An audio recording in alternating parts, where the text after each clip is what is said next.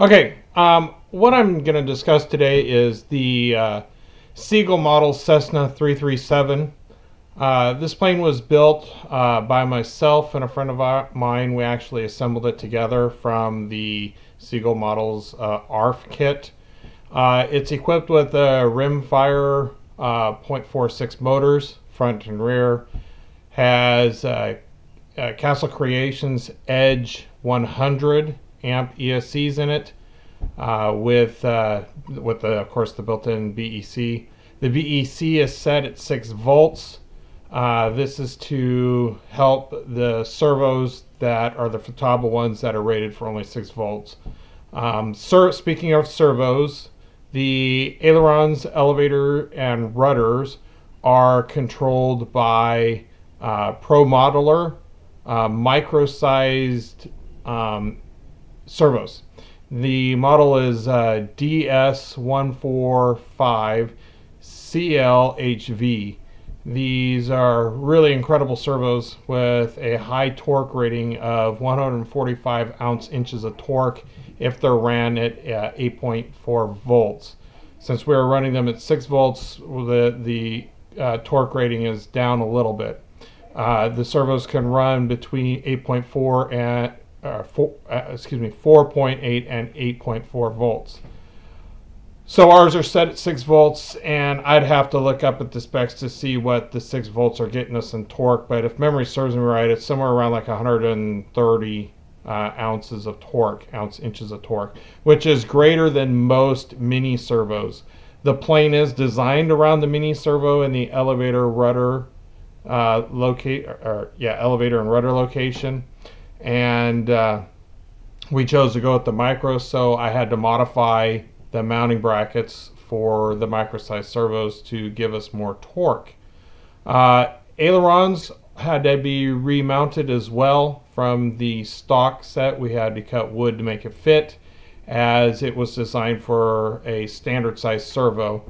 And when I compared the torque of these micros to a standard servo, the torque rating was equal, if not greater than your standard Futaba I think they're the S30-3000 servos. I can't remember the exact number.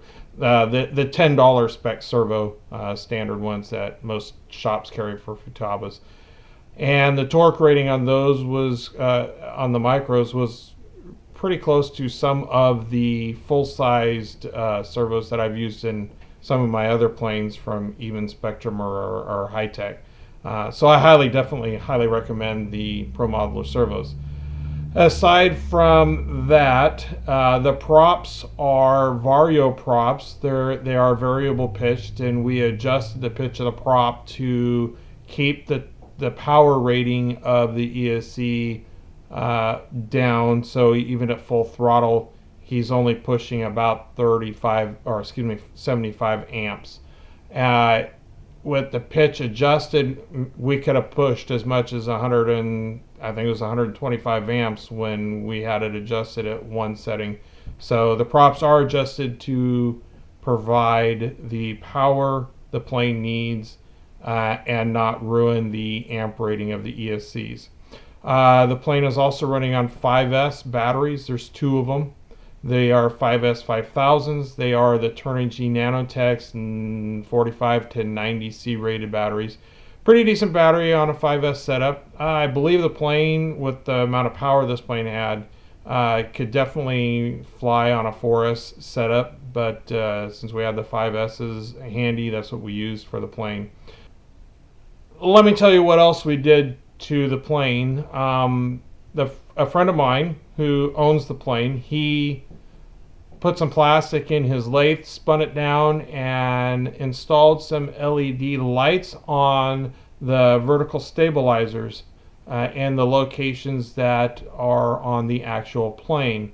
Wire then was ran down the booms of the horizontal and vertical stabilizer and into the plane.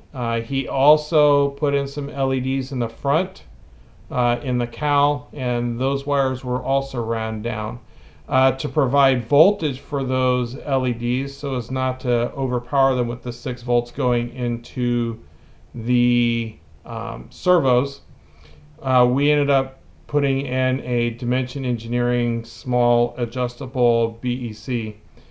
This works great, and we were able to drop the voltage down to the 3-volt rating of the LEDs that Joel had put in. Had it been myself, I probably would have located some 12 or higher voltage LEDs, and just to eliminate one more BEC, but that's what Joel wanted, so that's what we did. The plane is also equipped with some brakes on the rear wheels. Those are, can't remember the brand, but they were bought from Hobby King, and then we had to modify them by spinning some parts on a lathe in order to actually make them function and work on this plane properly. And they work pretty great.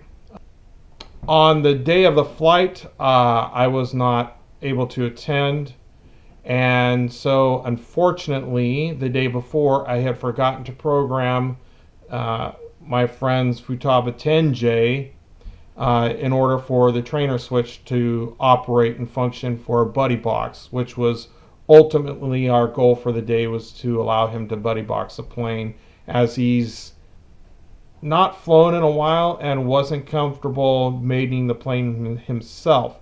Therefore, I made some phone calls to local fields, as I currently do not hold an AMA card and am not a member at any of the local clubs at this time. And we could only find one club that was actually willing to mate in the plane for Joel. The guy normally does training for members of the field.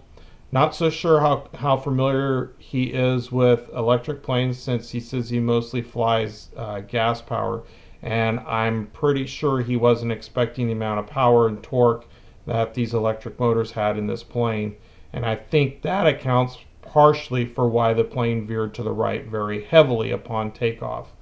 Landing, it appears that he killed too much power when he landed the plane. I also noticed he didn't activate the flaps, which could have helped with the landing as well. So to me, what it looked like is it just came in, didn't have enough power, and basically fell out of the sky and bounced off the runway.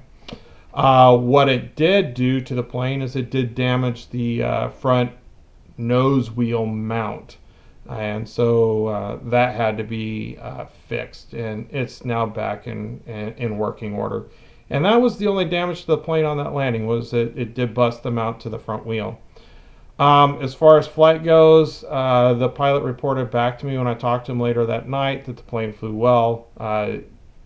Didn't have to use a lot of trim, just a little bit on the elevator, and then otherwise everything else just worked great and flew beautifully.